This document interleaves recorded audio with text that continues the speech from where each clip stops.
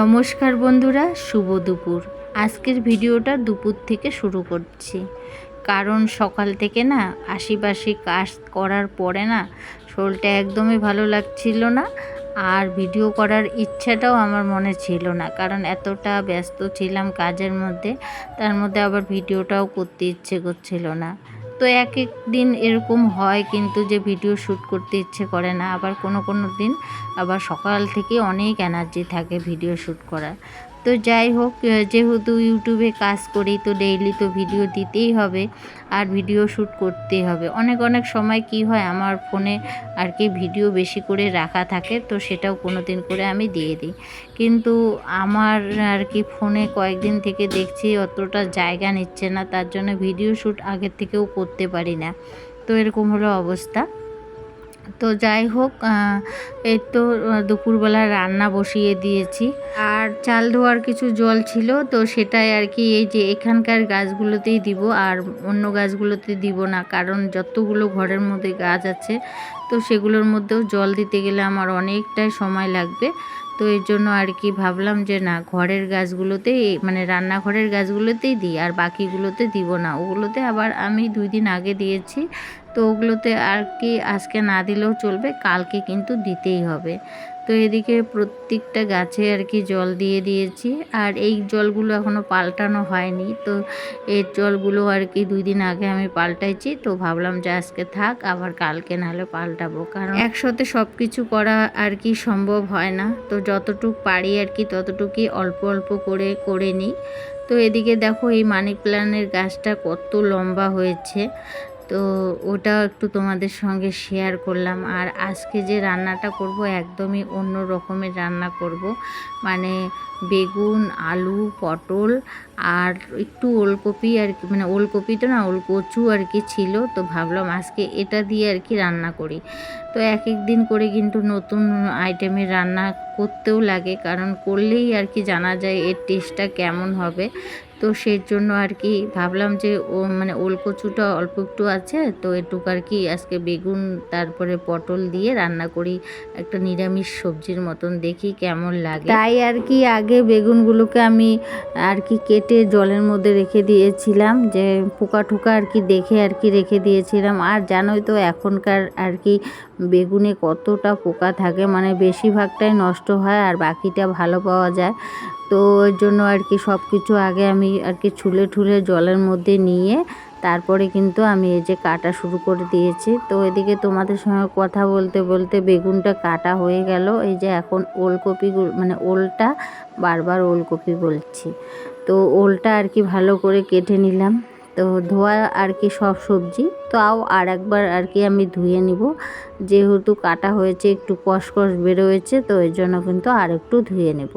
তো এতক্ষণ থেকে যে সকল বন্ধুরা আমার ভিডিওটা দেখছো, ভিডিওটা যদি তোমাদের ভালো লাগে প্লিজ একটি লাইক করে দিও। আর নতুন কোনো বন্ধু যদি আমার এই ভিডিওটা দেখে থাকো তো অবশ্যই আমার চ্যানেলটাকে সাবস্ক্রাইব করে দিয়ে পাশে থাকার অনুরোধ রইল। আর আমার পুরানা বন্ধু, আমার নতুন বন্ধু, তাদের অনেক অনেক ভালোবাসা আমার তরফ থেকে রইল। তো এদিকে দেখো, তোমাদের সঙ্গে কথা বলতে বলতে সবজিগুলো একদম কেটে বেছে আর একবার ধুয়ে নিলাম। আর এই যে আজকে অল্প কিছুই রান্না বান্না, তার জন্য ছোট কড়াইটাই আমি বসিয়ে দিয়েছি।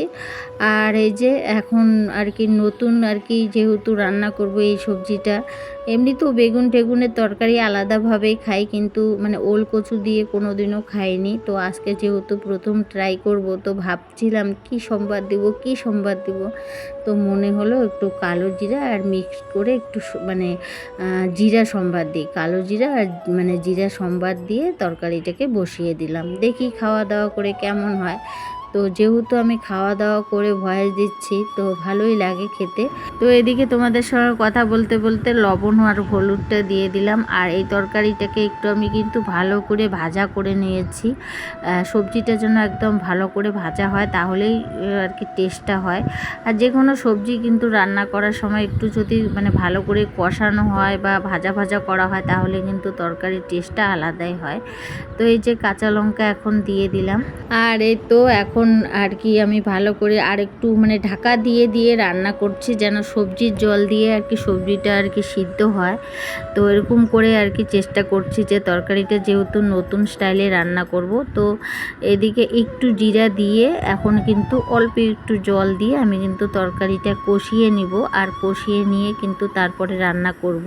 তো ঢাকা দিয়ে দিয়ে কিন্তু সবজিটা আমি রান্না করেছিলাম।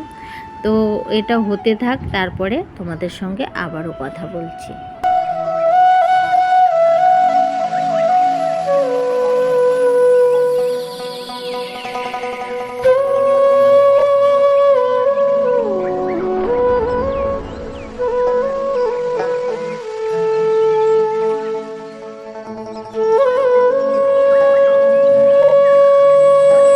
তো এদিকে তো তরকারিটা রান্না করা হয়ে গেল, আর এখন আমি ডিম ফাটিয়ে নিচ্ছি।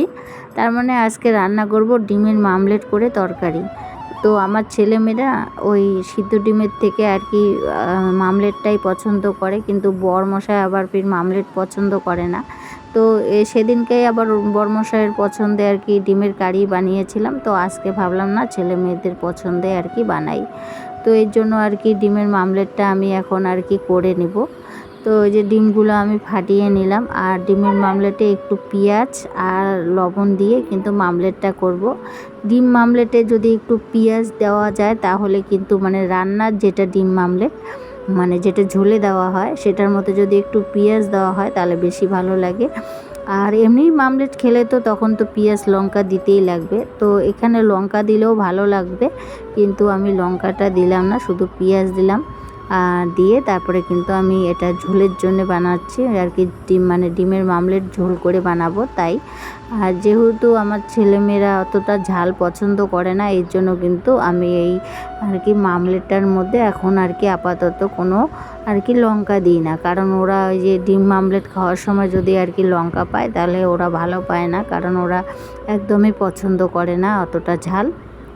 তরকারির ঝালটা আর কি খাবে, কিন্তু ডিমের মামলেটের ভিতরে যদি লঙ্কা পায় তাহলে কিন্তু ওরা পছন্দ করে না। তো আমি সেই হিসাব করে আর কি রান্না করছি। তো দেখো একবারে আমি 5টা ডিম কিন্তু ফাটিয়ে নিয়ে একবারে কিন্তু মামলেট বসিয়ে দিয়েছি, আর মানে একদম পিৎজার মতন হয়েছে। তো পিৎজার মতন করেও কিন্তু আমি কেটেছিলাম। তো মানে এতটাই সুন্দর হয়েছিল, আর ডিমের মামলেটটা একদম ফুলের মানে সেই সুন্দর লাগছিল। তো হয়তো তোমরা মানে ক্যামেরার মধ্যে অত ভালো লাগছিল না, কিন্তু মানে যখন কাছাকাছি ছিল না একদম পিৎজার মতন লাগছিল। তো দেখো এই যে আমার কিন্তু ডিমের মামলাটা এক পাশটা হয়ে গেল, আর এখন আমি তাওয়াটা একবারে মানে নিয়ে অন্য জায়গায় বসিয়ে রাখবো, কারণ ভাপে ভাপে ওই পাশটা হয়ে যাবে, আর এখানে আর জাল দিতে হবে না। তো চলো ডিমের তরকারিটা রান্না বান্না করে নিই, তারপরে আবার তোমাদের সঙ্গে কথা বলি।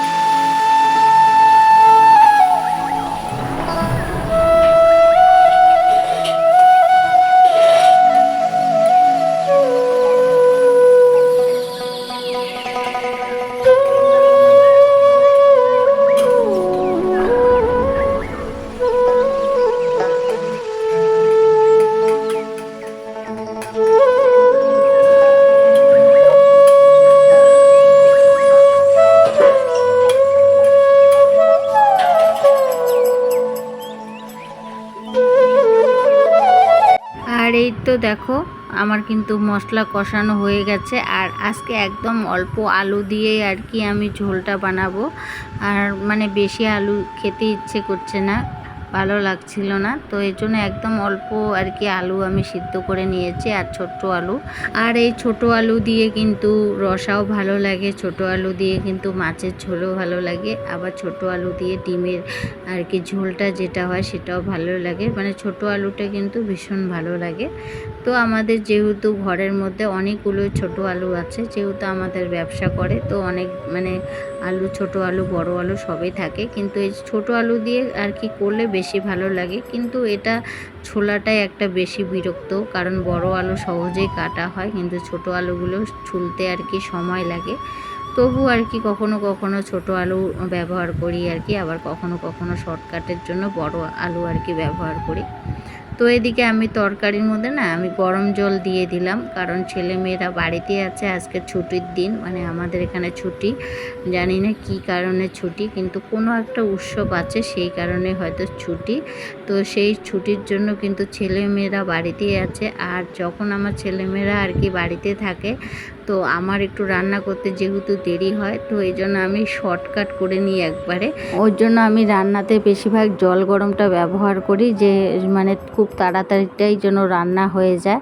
আর গরম জলে তরকারিটা তো বেশি ভালো হয়, আবার রান্নাটাও কিন্তু খুব তাড়াতাড়ি হয়। তো এদিকে ছোটো মেয়ে বলছে মা খিদে পেয়েছে, তো বললাম যে তুই বস, আমি এক্ষুনি তোকে দিয়ে দিচ্ছি। তো এই জন্যে কিন্তু ঝটপট করে রান্না বান্না।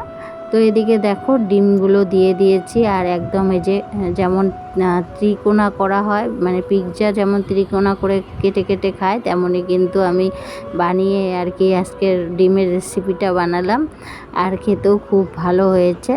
তো বন্ধুরা, ভিডিওটাও আমি এখানে শেষ করলাম। সবাই ভালো থেকো, সুস্থ থেকো, আবার দেখা হবে নেক্সট ভিডিওতে।